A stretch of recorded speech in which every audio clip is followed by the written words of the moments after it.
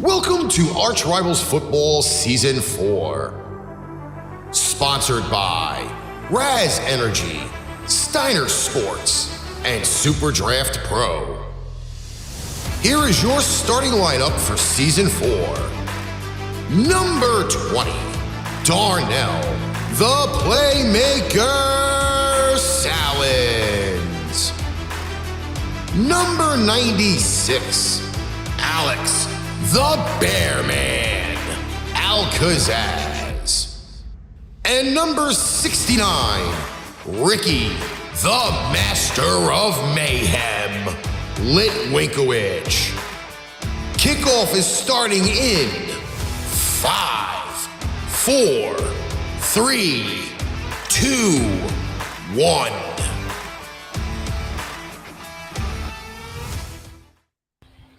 Ladies and gentlemen, welcome to ArchRivals Football Season 4 on this 1st of November.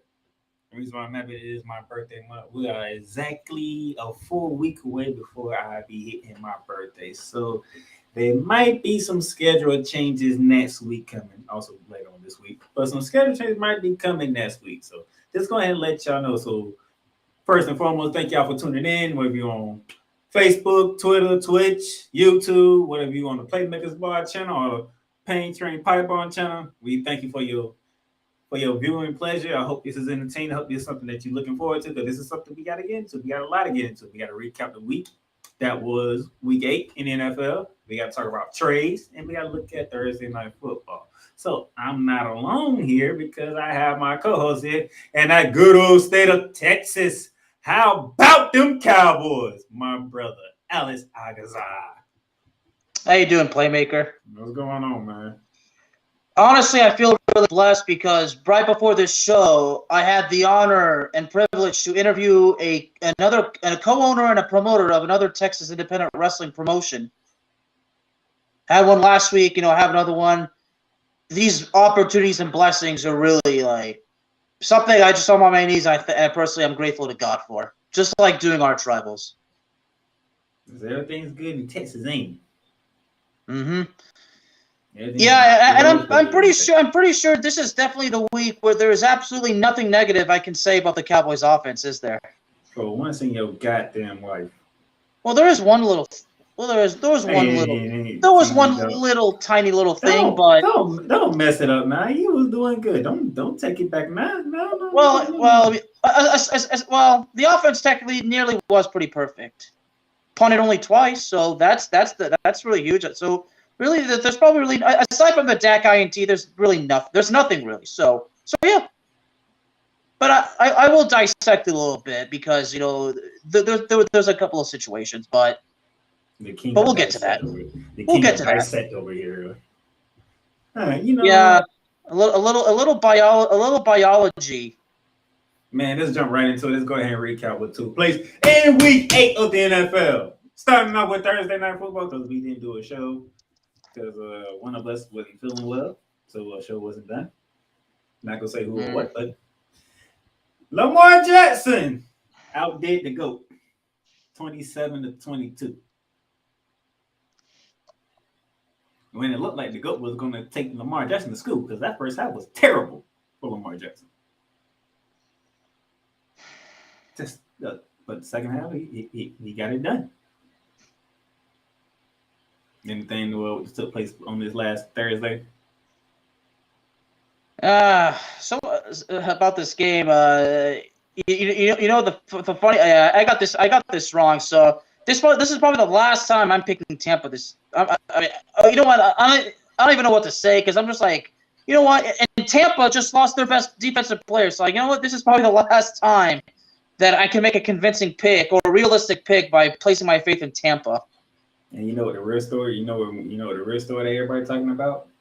Yeah, Tom Brady and Giselle. I know. Somebody lost a ring. So that's 3 people that have taken rings from Tom Brady now. Ouch. Ooh, why? Ooh. Let's dig it in, huh? Let's twist the knife while you at it, ain't you? I believe it or not, I didn't even start this gag, okay? And not even our boy, Mr. Dre Day, who, by the way, happy birthday to you and your twin brother, Mr. Dre Day. He didn't even start this. Somebody on the internet started this. I don't know who it was, but I think at this point it's spread like wildfire. The damage is done. But and by the way, listen to this Sportsway with Dre Day podcast. How he went deep in detail regarding Aaron Rodgers, Tom Brady, and Russell Wilson. I can honestly say, preach, brother, testify, because Dre Day delivered quite the sermon. Now, Brady, if you would have stayed your ass retired, would you be going through this right now? See, both this is what off the field and on the field. Brady did this to himself. Yeah, Denny, you should have stayed retired. All right, speaking of one of them quarterbacks that was struggling, did I not call it? Did I not call it?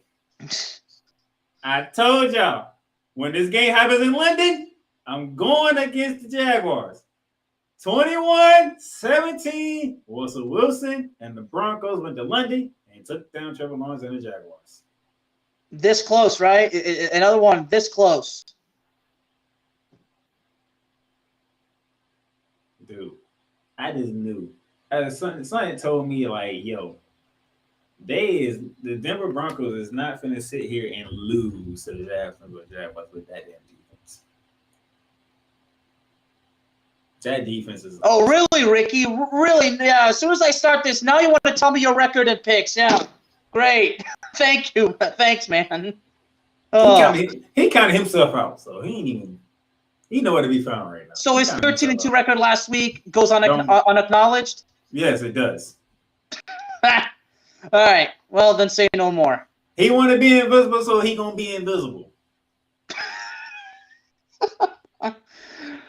Oh, yeah.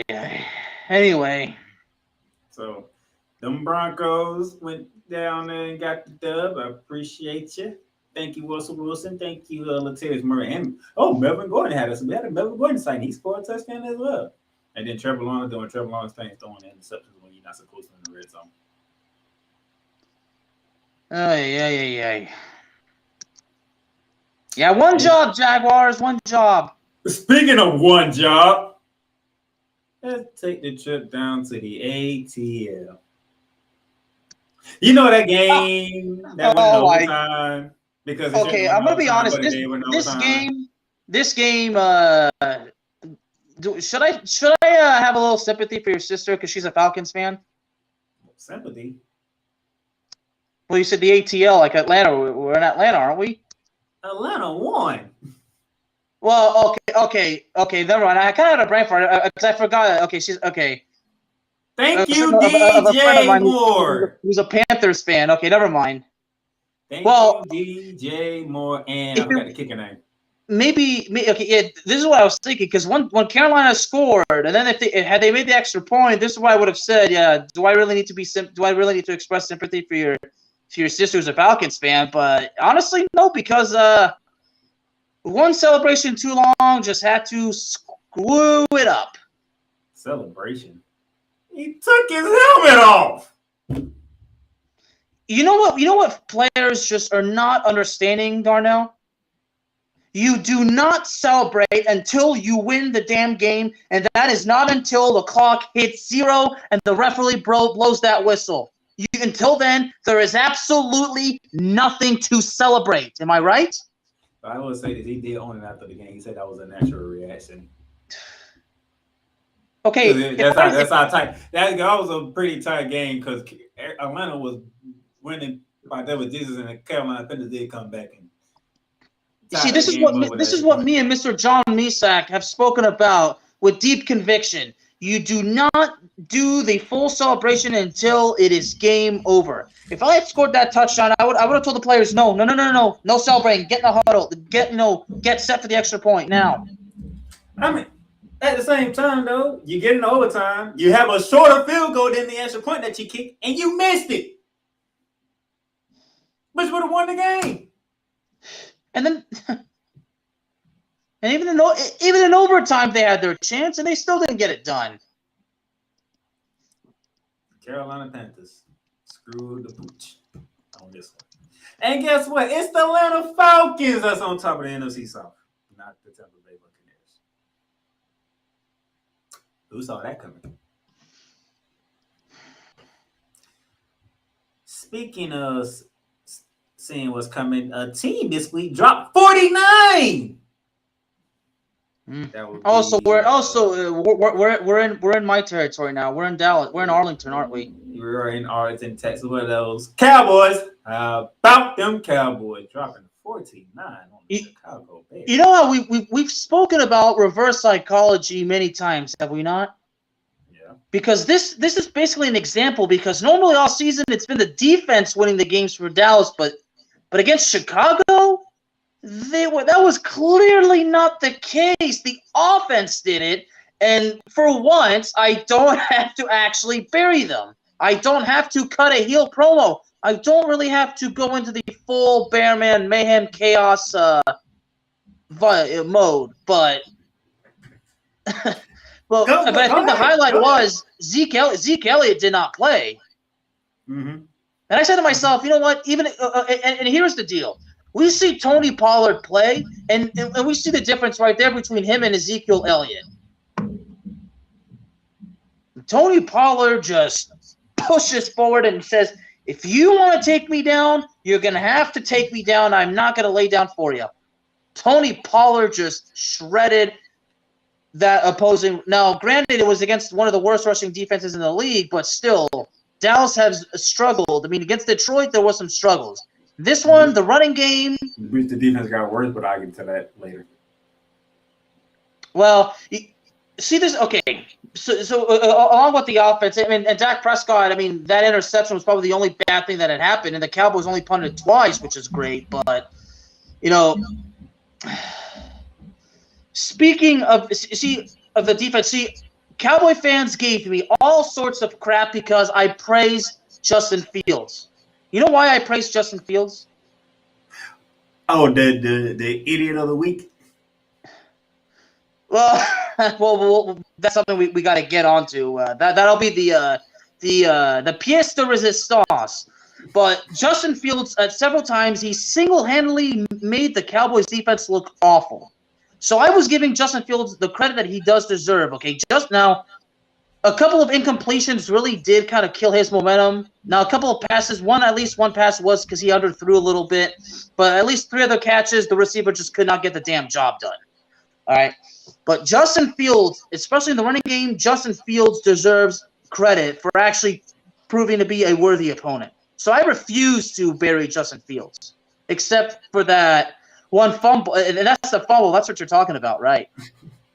So DJ Moore is the jackass of the week. Justin Fields is the idiot of the week. Well, hold on. You're not down unless the person is contacted.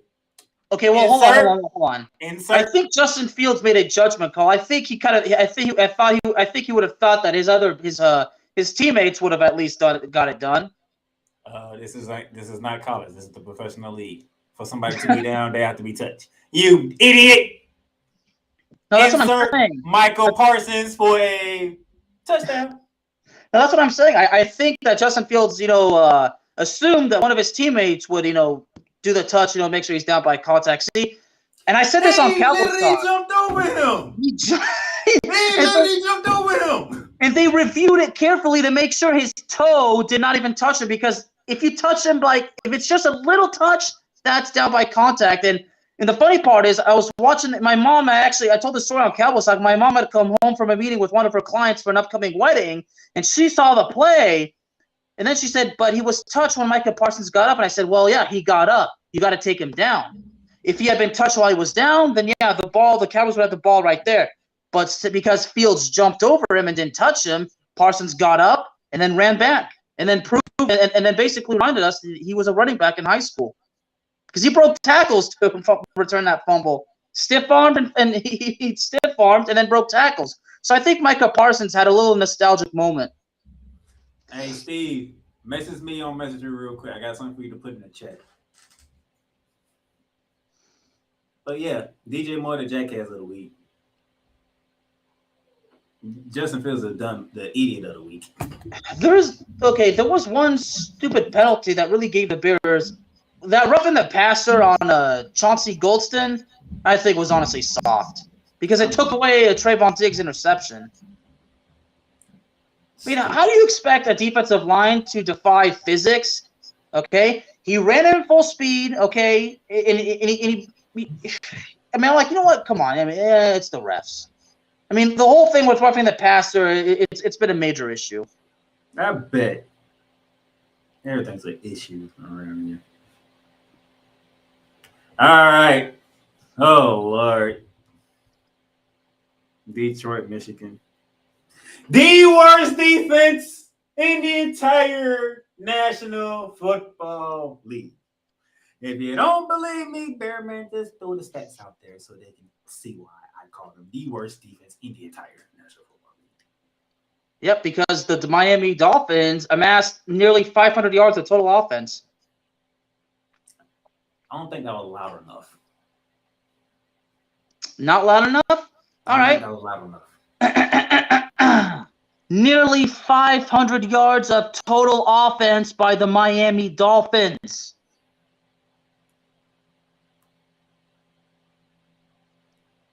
What was Tua's numbers? 29 for 36, 382 yards, and a hat trick of touchdown passes. Well, speaking of Tua, I'm very relieved to see that he's doing fine, and this is on a serious one. I'm actually putting up this guy thanking God that Tua's okay, because I'm still haunted by that hit, man. Are y'all ready to let that go? The man took 3 weeks off. Yeah, but still, I mean, that image of him, the fingers, that's stuck in my head. That's trapped in my head, man. For some people, that's a horror story to tell the grandkids, and then like, yeah, you know what? They're gonna have nightmares. We might just wait till they're old enough. And y'all, this man took 3 weeks off, and y'all act like he can't come back and play. I didn't say he should never come back and play. I just say he needs to be careful. That's why I'm saying I'm glad that he's okay. But come on. But you know. And by the way, the surprise team of the week is the Detroit Lions, and I'll tell you why later. See, Mr. Misak is probably laughing his butt off that I made a trade with DeAndre Swift. I'm like, yeah. You know what, John? You're just lucky that fantasy football is anything but passion for me. All right. We're going to Minneapolis, Minnesota. No, Jesse Ventura City. You know what? I haven't heard from Mark Braverman at all this season, and the Vikings are 6-1. Yeah, now that I think about it, I'm actually surprised, but I'm probably going to give Mr. Braverman a call once we're done here. Yeah. Hey, Steve, do me a favor. Go find Braverman, because I haven't heard from him. His team is leading the NFC North by a mile right now. He should be celebrating here. They defeat the Arizona Cardinals 26-34. Justin Jefferson, yet again, another 100 yards receiving without getting into the end zone. Can we get the man in the end zone, please? He racking up all these yards, but he ain't getting the glory. Because you're not getting him in the end zone. That's it. Dalvin Cook is still doing Dalvin Cook things. Hey, Adrian Madison is doing things right behind him. KJ Osborne showed up. We have an Adam Thielen sighting on Sunday. Everything's rolling with the offense with Kirk Cousins at the helm. Yeah, Justin Jefferson not getting in the end zone. Yeah, I mean, you know what? He's making the big catches. He's getting. You know, he's playing a role in the offensive production. That's why I'm getting the end zone. That's it. Hello. We're getting my boy in the end zone. So you don't have anything to say about your Cowboys for once, but that team that went down to New Orleans, I appreciate you have a lot to say about that team right now. Because who did I pick? Who did I pick to win that division? That team that got a 0 by his name. You know what? A goose egg. If you're gonna get on me, you might as well get on the master man. He picked the Raiders too. That's why he hiding. That's why he's trying to be invisible. Because that says 24 Saints, 0 Raiders. Andy Dalton. Has Andy Dalton taken Jameis Winston's job? I'm curious now. I haven't seen Jameis Winston since week 3? And we just finished week 8. We rarely really see him now. I mean, it's so rare. I mean, I'm like, oh yeah, did we actually see him? You even forget that we see him. Has Andy Dalton become the starting quarterback for the New Orleans Saints? And at this point, you might as well go with it, right? And I'm Alvin Kamara just had a field day with the Raiders defense. Jeez. Although the Saints just snapped a 2-game losing streak. They did. I needed one too. They keep pace with the Atlanta Falcons. And is the NFC South the new NFC least? At this point, yes. Look at the NFC East. And I will explain why a little later once I get to the 4:00 games and you see the records of the NFC East teams. They can no longer call the NFC East no more. They are called the NFC East by their proper name now. They have earned that right. Well, looks like Mr. Broderick's not joining the party. So just enjoy the season. Took another L to that coach.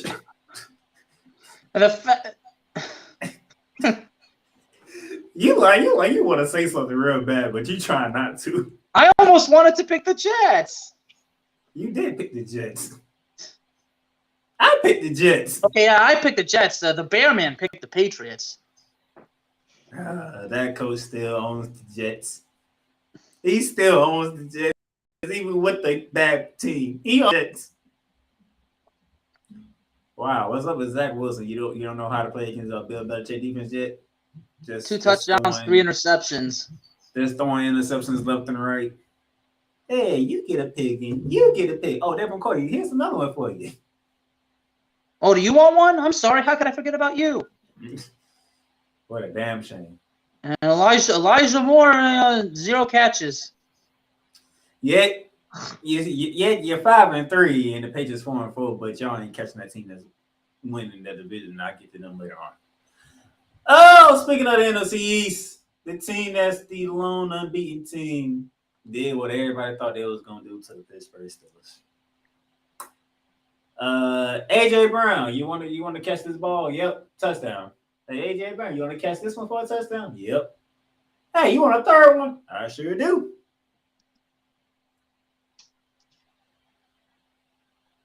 Four touchdowns for Jalen Hurts. How many balls did AJ Brown catch? 6 catches. Half of them was for touchdowns. Yeah, 156 yards receiving. Good gracious. As far as I'm concerned, the Eagles have already got the division won. It's gonna be. I mean, basically, Thanksgiving's probably going to determine who makes the playoffs as the second place team. Although some people say a third place team could still make the playoffs.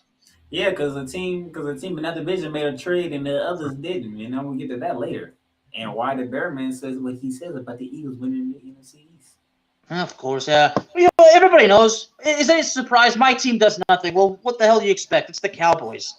Although, you know what? I'm gonna wait till that out because there's a rumor that's circulating, and even what's his face? The dude that works with Shannon Sharp, Skip Bayless apparently made a bit of a teaser, I believe, about a certain wide receiver that you might be familiar with. You talking about the ringleader of the Cowboys Nation outside of Mike Irvin? Yeah. Yeah. Odell Beckham Jr. apparently is supposedly linked with signing with the Cowboys. All right, going to the 8 o'clock, the 4 p.m. games now. And we starting off with the Tennessee Titans, 17, Houston, Texas, 10. Yeah, I'm going to save the stats for a little bit later because I have a personal thing to say when it comes to this game. So I'm just going to move down. I think Washington got their quarterback, and it's not Carson Wentz. Oh, the disrespect on Taylor Heineke. You know what? Taylor Heineke should have been groomed to be the starter since the get-go. Since the freaking get-go. Instead, they're like, well, we like you, but we want you to be a backup. We want to get Mr. Carson Wentz here. Carson Wentz sits on the bench against his former team, And he watched Taylor Heineken do a game-winning drive and sneaks it in for the win, 17-16 over the Indianapolis Colts. By the way, how did that quarterback from Texas do in this game? 17 for 23, only 200 yards, but no touchdowns and no picks. Not bad for a debut. Not bad. Yeah, not too bad. They might have something with him, and then again, it might not, because I got to get to them when we talk about trades. I would like that. And then let me go ahead and bring this up. Yeah, Washington's now on a 3-game winning streak. You see what Steve Robin said? 3-game winning streak. Look what Steve Robin said. What did he say? You see it on the screen? Nope.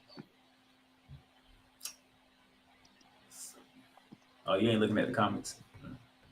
I was looking at it on YouTube. Guess who gets the softest team in the NFL for the week? No, that comment. Okay, well, I saw that comment. I thought it was something new. Yeah, your Los Angeles Rams. And somebody threw a touchdown in this game.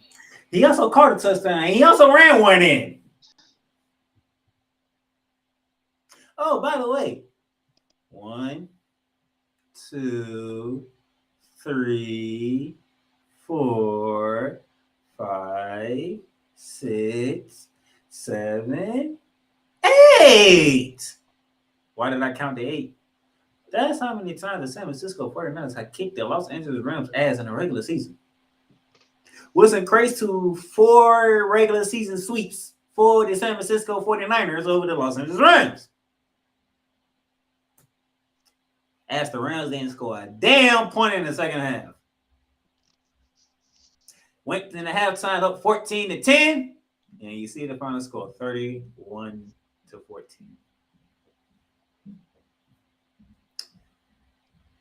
When Ramley Talk comes out, I can only imagine what I might say or what I might not say. I can only imagine the move I might be in. Because, go ahead, Bear Man. Just go ahead. Let it all out. Just let it all out. By the way, no Deebo Samuel! No Deebo Samuel. That's what I was about to say, and then you remembered. No, I remember. I just saved me for last. But go ahead. Snowman! Matthew Stafford.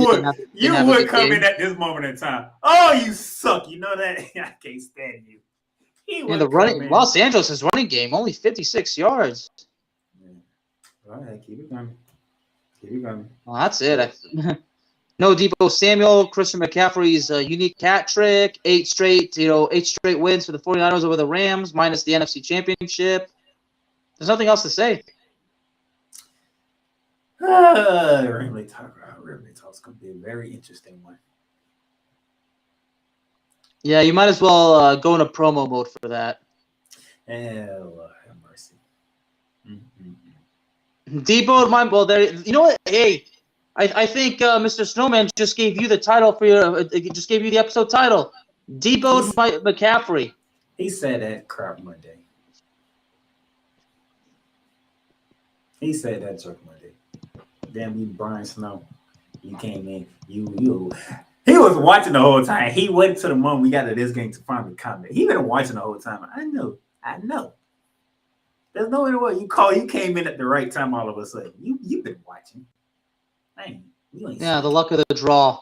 But now we get to Seattle, the team that's Washington. leading my division, the damn Seahawks with Geno Smith.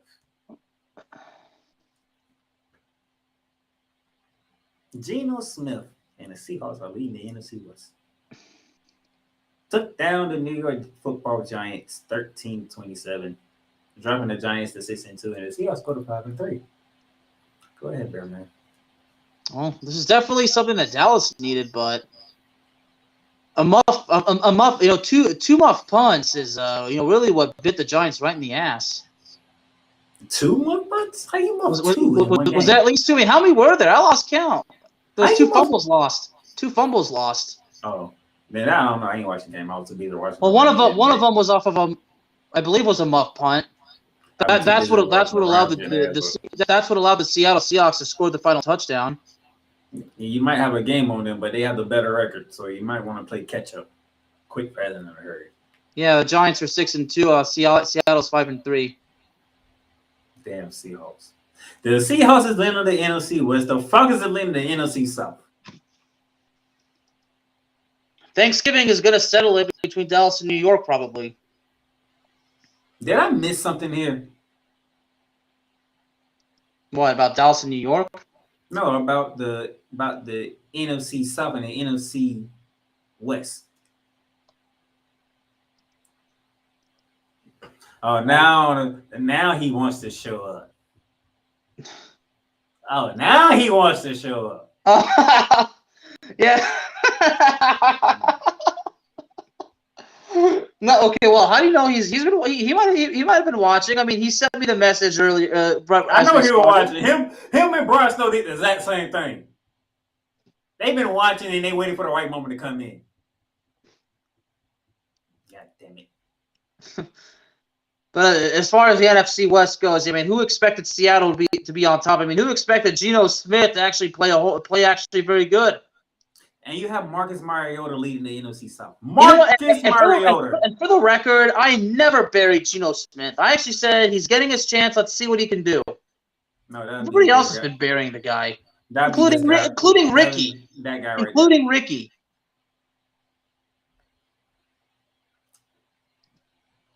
Well, you never sent yours in, so I can care less, sir, about your 13-2. You never sent them in to me. Ha! I'll take that. You guys, okay? You know what? I'm gonna book the Playmaker versus the Master of Man. You guys are gonna go Hell in a Cell. I think that's the way to do it. You know what? The Bear Man could be the special guest referee. How you gonna send him to the person that is not keeping a record of it? Ricky, I have no idea what the hell you're talking about. How you gonna send him to the person who's not keeping a record of it? That don't make sense. He's not keeping a record of it. It's not him. I have no idea just what the heck Ricky's talking about. Do we need to talk about what happened in Buffalo? Yeah. 27-17, Buffalo Bills beat Green Bay Packers and Aaron Rodgers. Excuse me. Last year. 3-game losing streak for Aaron Rodgers. Who didn't? It's allergy season down here. I might get allergies again. I'm probably gonna be sick. I'm probably gonna keep getting sick. God damn it. Speaking of being sick, the Packer fans are pretty sick. And I'm not saying like they're badass. I'm like they're sick to their stomach. I mean, who gave them a chance to win in Buffalo? Let's be for real. Aaron Rodgers. Who gave them a chance to win in Buffalo? Nobody. If you went Green Bay, you would. No, I'm gonna keep that coming to myself. I don't run the show. This is not my thing. This is Ricky's thing, so be respectful. But nobody in their right mind picked the Packers to go to Buffalo and win that game. That was just not happening. No. I mean, what was a 24-7 lead for Buffalo ended up being a 27-17 final result. But what's the problem with the Packers? Everything. Is it the offense? Is it the defense? Is it the coaching? Everything that's not named Aaron Jones. If it's not Aaron Jones, you're a problem, which includes that quarterback. 20 carries for 143 yards, and Dallas has them next week, so. But I would be surprised with what took place last night in the Battle of Ohio Round 1 in Cleveland, Ohio, where Brownie the Elf took the field against a Jamar Chaseless Bengals team, and it showed tremendously. I believe Joe Burrow was sacked 5 times. I believe he's going to have nightmares about Myles Garrett because somehow, some way, Myles Garrett was killing him, forcing him into some turnovers, and the Bengals got their ass whooped. And Amari Cooper had 5 catches for 131 yards, and I'm reminded that the Cowboys traded him and got nothing. So you had to find some way to bring it back to the Cowboys and be that in the negative manner. Yeah, And I did. You just couldn't take your 20-point win and be satisfied with it. They won by 20. Yeah, and then they got the Packers next week, and then they got the Vikings, and then they got the Giants on Thanksgiving. Back to Monday night. We talking about what happened to this team that was the AFC representative in the Super Bowl last year. Against a team who still don't have their starting quarterback yet.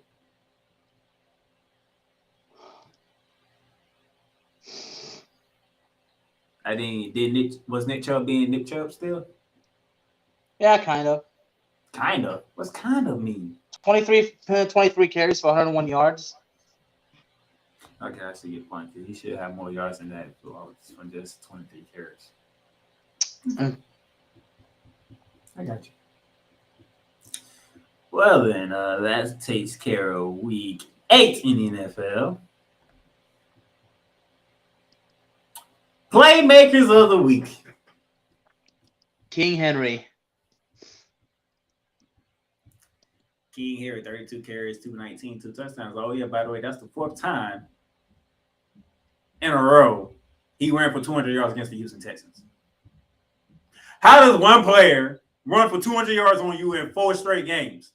This is what I want to know, Houston. Well, he's the king. 4 straight times, though? We're not talking, one a season.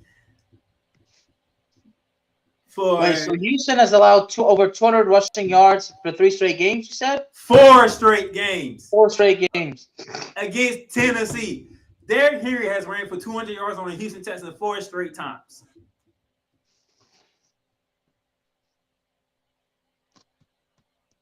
How does that even happen? I thought this was the NFL. I thought these was professional athletes we were talking about here. And King Exactly, yeah. Like King Henry can go for 200 yards with ease on one team. You know what, Ricky? Ricky, you owe me a chunk of that. And then that bottom picture. Oh God.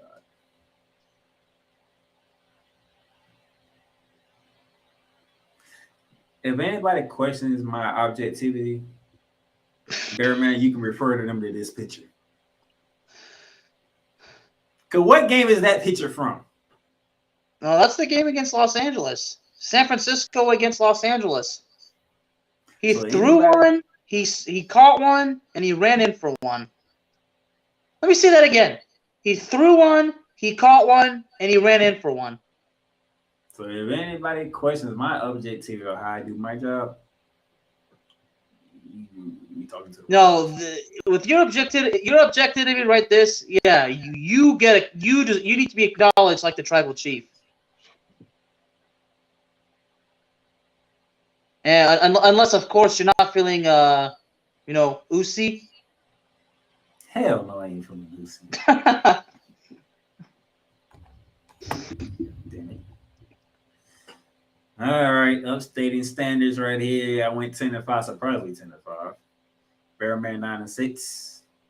Thank you, New Orleans. That's embarrassing. Thank you, New Orleans. My record right now is 63, 51, and 1. Bearman is at 500 at 61, 1, and 61, 61, and 1. You're at 500 at least, so you're making progress. You're definitely making progress. All right, we're going to take a break right here. And when we come back, we're going to talk some good old trades.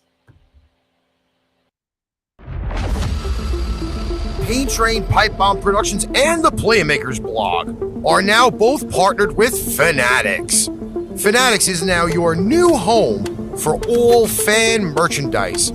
From the MLB, the NFL, the NBA, the NHL, MLS, NASCAR, WWE, international soccer leagues, and golf. Check out the links below for everyday deals on Fanatics.com.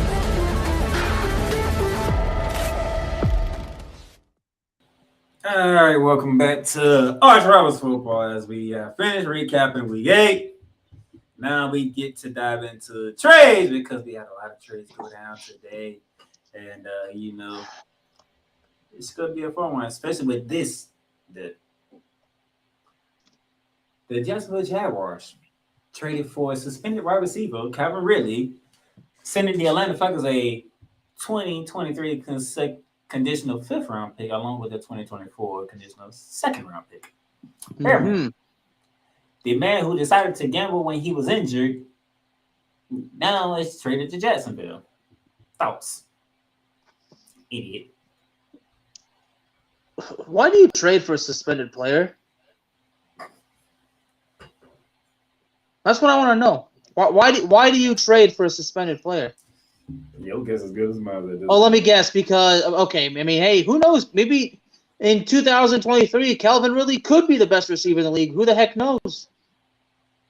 But do you send? Okay, if it was only for a 5th round pick, then okay, I guess. But a possible 2nd round pick, a conditional 2nd round pick, yeah, I don't think so. Even though it's 2024. I guess it's good as mine at this point. And people wonder why I don't root for the home team. It's stupid stuff like this. The dude is not going to see a field until 2023. This is the 2022 season. Yeah, I'm pretty sure that if I had made a trade like this, Ricky would immediately call me on the phone and say, "Have you lost your effing mind?"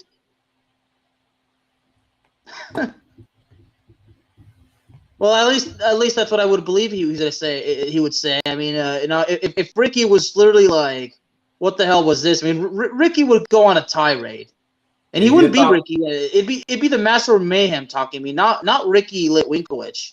If you thought Miami was already a problem, they're going to be more of a problem now because they the ones that won the Bradley Chubb sweepstakes. The Dolphins get Bradley Chubb in a 2025 5th round pick. And they send the Broncos running back Chase Edmonds, a 2023 1st round pick, and a 2024 4th round pick. I'm sure John Misak is happy, so I think now Denver has 2 1st round picks in 2023. Now, unless there's something I'm missing. Now my question to you, sir, is did the Miami Dolphins just tell the Buffalo Bills we're coming for you? Well, hold on. We got to confirm. Does Denver still have 2 1st round picks in the next draft? That I don't know. I don't feel like that. Because unless the whole Russell Wilson, this is why I wish Mr. Misak was still here. I don't feel like finding out either. So, but you think of this trade by the Dolphins to get a defensive end like Bradley Chubb? Well, they say linebacker, but he's really good. And Bradley Chubb definitely is definitely a good one. A Cowboy fan who listens to Cowboy talk insisted that the Cowboys were going to get Bradley Chubb. I mean, he either predicted Bradley Chubb gets traded to the Cowboys, or sometime within this month the Cowboys sign Odell Beckham Jr. So he's still 50. So he's still 50% of his prediction could still happen. But Miami made a good deal, I think, because Miami linebacker position is probably one of the biggest needs, and rather than go after a rookie, they decided to go with somebody with some experience. So I think it's a judgment call business move, and that's part of the game. You got to be willing to take those chances. All right, our next trade deal Denver got a decent, talented receiver, Edmonds, the former Cardinal. I did not see this coming, surprisingly. You didn't see this one coming. I mean, the moves that the players that the Bears sent away, Robert Quinn and then Roquan Smith. The Pittsburgh Steelers trades wide receiver Chase Claypool to the Chicago Bears for a 2023 2nd round pick. I think Chicago. I think Pittsburgh probably won that one. They got a 2nd round pick for this upcoming draft for wide receiver Chase Claypool. At the same time, Mr. Justin Fields does need a little bit more weapons on the passing game. We saw some of the. What happened to Darnell Mooney? That's supposed to be the number 1 guy. Oh yeah, didn't I tell you he wasn't the number 1? Yeah, well, he did have one. Well, Darnell Mooney did actually have one good catch against Dallas. One. One. Yeah, and furthermore, he did it when the Cowboys were like by 20 points at that point. Damn shame. But seriously, Ricky, if you could kindly say in the comments, who do you think won this trade and why? Look, do you believe that Chicago actually won the trade, Darnell? Hell no. Yeah. Denver wasn't done dealing because they traded Bradley Chubb and then they came back. They traded for a Jets DN, Jacoby Martin, and got a 2024 fifth-round pick from the Jets while they are giving the Jets a 2024 fourth-round. So they kind of swapped picks. Where's John Mesack when we need him? Good question. Very good well, question. Now if he's hanging out with family, then yeah, I respect that. But yeah, that's what Denver was doing today. I'm sure all I gotta do is just send a message to him, and I'm sure that he'll give me his an if there's any thoughts that I want from Ricky, it's this one because the Buffalo Bills traded Zach Moss and a 2023 conditional fifth-round pick for Nyheim Hines on the Indianapolis Colts. A running back for a running back.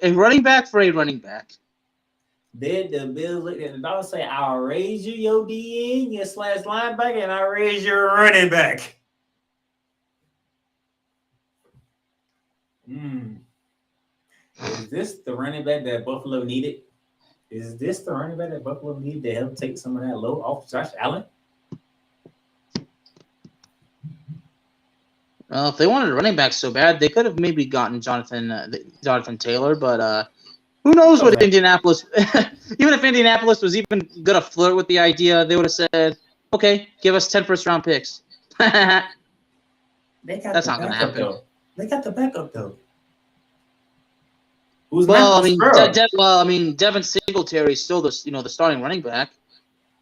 Nyheim Hines? You got yourself a pass catcher and a runner? Whew. That could be problematic going forward. They're playing against Buffalo. I'm just saying.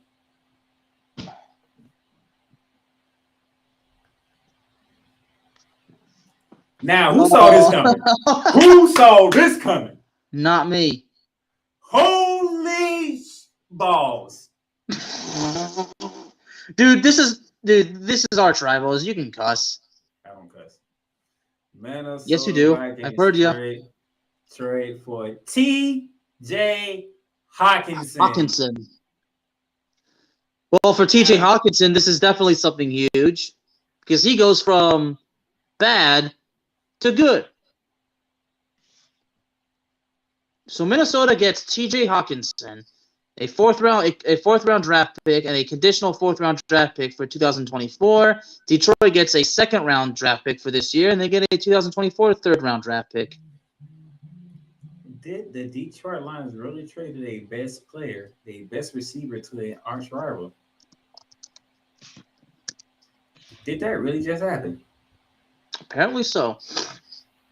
You traded your best receiver to a team that's already kicking your ass. As Detroit said, this season's over with. Your defense already sucks. We already know that. Defense is just terrible and garbage. Damn, I didn't see that cut. Yeah, so good for TJ, honestly. He gets to go to a playoff team, a potential playoff team. Kirk Cousins got him another tight end to play with now. And the Cowboys have to go against him again. Good Lord. Not done because the Cowboys did absolutely nothing. Word on the street, a trade was going to happen when it comes to 49ers, and it did. After 49ers shipped Jeff Wilson Jr. after having 2 games with Chris McCaffrey, said, get your ass out of town for a 5th-round pick. A 5th-round pick. The disrespect is real. Yeah, Jeff Wilson Jr., North Texas guy. Y'all could have got more for just Wilson Jr. than a 5th round pick. As much as he did for y'all in San Francisco, the disrespect is real on that name. But he's back with McDaniels down in Miami now, so we're gonna see how him and he's back with Raheem Morris too. At least he's going to a better state. So, hey, that was something I didn't see coming. And then we get to Baltimore strikes again. Wade Cron-Smith traded from Chicago to Baltimore for linebacker A.J. Klein, 2023 2nd-round draft pick, 2023 5th-round draft pick.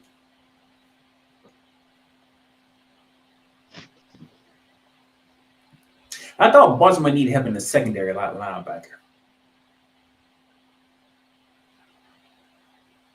But that is Wade Cron-Smith we're talking about here, though. Mm-hmm. So how you feel on this one, Bear, man?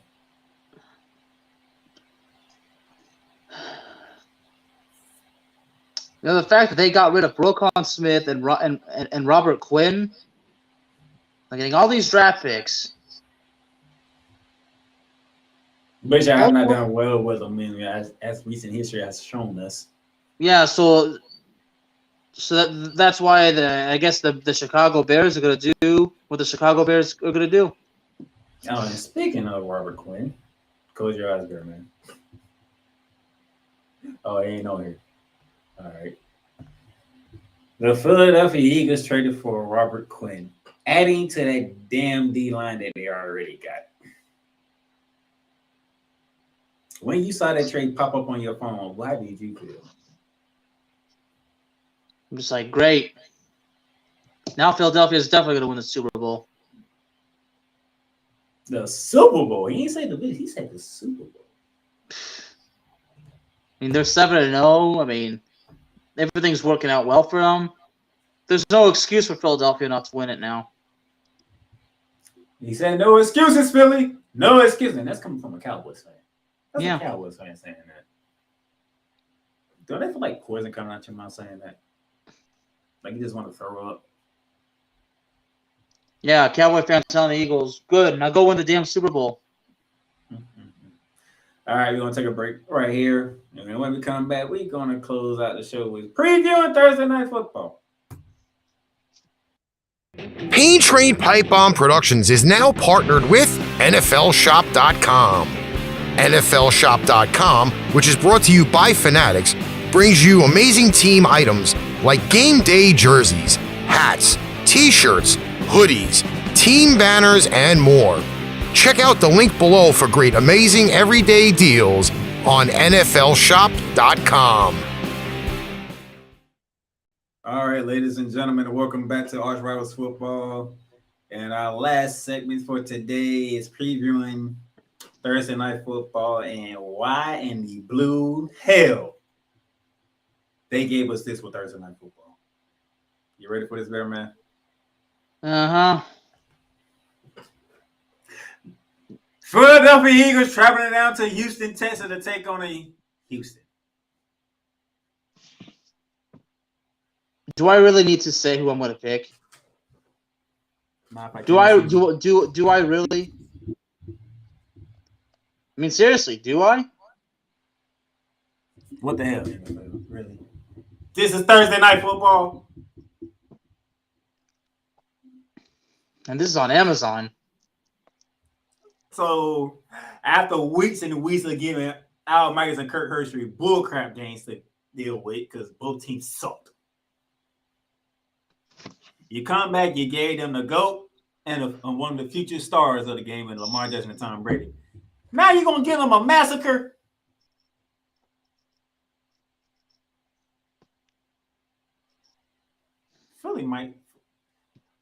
Philly going to beat them by 20 because they're going to have like a 40-point lead, and you know what they do in the second half. They just chill.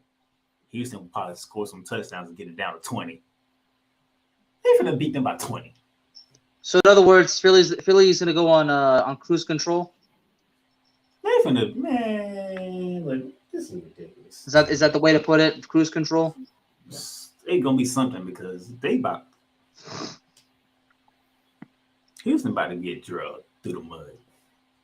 At home, by the way.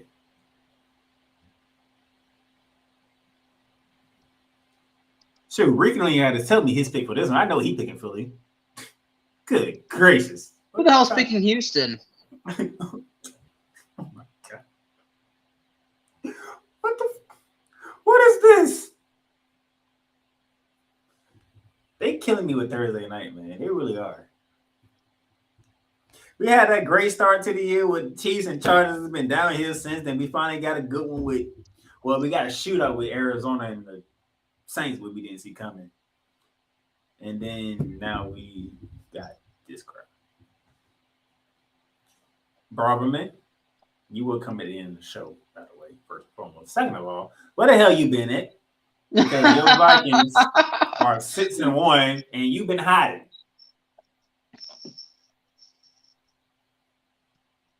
Usually, not only that, I want to know what Mark thinks of the Vikings getting T.J. Hawkinson. Now, when the Vikings are getting their ass whooped, you would message me right before we go on here. But the Vikings isn't one. I ain't heard a damn thing from you. And then when Bearman said you had T.J. Hawkinson, what the hell Detroit was thinking? No, he's watching hockey. Okay. I'll set that for now. Oh, hey, Mark, the evil kitty just walked in. All right. Final words, Bearman? Nope. Nope. All right. But I'm just like, yeah, this is what we get on Thursday Night Football. The high mighty Philadelphia Eagles versus the jabroni Houston Texans. But I have a solution. I have an option for you. If you don't want to watch that crap, you can watch me and Bearman because we're going. Mark, it does not. Mark, it doesn't work like that, dude. It does not work like that. Bearing Down the Gridiron will be airing Thursday, not Wednesday. We'll be airing Thursday. And I have a teaser, by the way. When we talk about Tennessee and Kentucky, if you know, you know. If you know, you know. And Darnell, I know that Ricky knows. I think Braverman might know, but I believe you might know too. Look here. The college football power rankings have finally came out. I have the rankings for you, and we have the matchups, and we're going to dive into them. It's going to be a fun show on Thursday. So remember, not tomorrow, Thursday, we go live for Bearing Down the Gridiron. So that's all we got for you today. As for the master of Mayhem, the executive producer of this show, the Bear Down the Gridiron, the head of the entire Pain Train Pipeline Productions, the man that's behind Cowboys Talk, ranking around the diamond, raise quick into the net LC, that and Wingside Chaos. Can't forget about that one. That is the Bearman of Texas right there, Al-Kazzaz. And I am the Playmaker, the man who does multiple things, has multiple shows, and like I do so much. That's time coming to name them all. So we'll catch y'all Thursday for Bearing Down the Gridiron. Hey, Mark. You've just experienced ArchRivals Football Season 4. Click that like button and subscribe so you'll be notified when a new Arch episode is live on the air. Check out our sponsor links down below for everyday deals on Fanatics, NFLshop.com, and Points.com. Need merch? Check out www.paintrainpipebomb.threadless.com for quality merch at amazing prices. Tune in again next time for Arch